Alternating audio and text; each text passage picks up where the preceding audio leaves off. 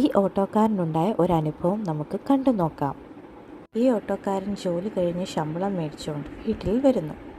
വീട്ടിൽ വന്നതിന് ശേഷം ഭാര്യയുടെ കയ്യിൽ പണം ഏൽപ്പിക്കുന്നു. ഭാര്യ ആ പണം കൊണ്ടുപോയി ഒരു വഞ്ചിയിൽ ഇടുന്നു. ഇട്ടിട്ട് ഇതുവരെ ഉണ്ടായ കണക്കുകളെല്ലാം കൂട്ടി നോക്കുന്നു. നോക്കിയപ്പോൾ 2 ലക്ഷം രൂപയെക്കാട്ടിലും കൂടുതലുണ്ട്. അവരുടെ നാട്ടിലൊക്കെ ഇങ്ങനെ പൈസയൊക്കെ ശേഖരിച്ചിട്ട് അമ്പലങ്ങളിലൊക്കെ പോകാറുണ്ട്. അങ്ങനെ അവർ അതിനായി പോവുകയായിരുന്നു. അപ്പോഴാണ് അവിടെ ഇരുന്ന ഒരു വൃദ്ധന് പെട്ടെന്നൊരു നെഞ്ചുവേദന വരുന്നത്. അതവർ കാണുകയും പെട്ടെന്ന് അയാളെ ഹോസ്പിറ്റലിൽ എത്തിക്കുകയും ചെയ്തു. അതിനുശേഷമാണ് വലിയൊരു ട്വിസ്റ്റ് ഉണ്ടാകുന്നത്. എന്താ നടന്നതെന്ന് അറിയുന്നതിന് മുൻപ് എൻ്റെ ഈ വീഡിയോ നിങ്ങൾക്ക് ഇഷ്ടമായെങ്കിൽ ഡു ലൈക്ക് ആൻഡ് സബ്സ്ക്രൈബ്.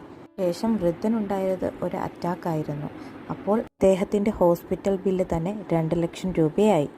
അപ്പോൾ അവർ രണ്ടുപേരും പരസ്പരം അങ്ങോട്ടും ഇങ്ങോട്ടും നോക്കിയിട്ട് കയ്യിലിരുന്ന പൈസ ഹസ്ബൻഡ് കൊടുത്തോളാൻ പറയുന്നു.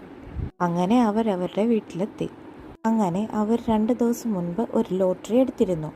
അതിൽ അവർക്ക് 15 കോടി രൂപ ലോട്ടറി അടിച്ചു. ഇവർ രണ്ടുപേരും നല്ല മനസ്സിനുടമയായതുകൊണ്ടാണ് അവർക്ക് ആ ഭാഗ്യം വന്നത്.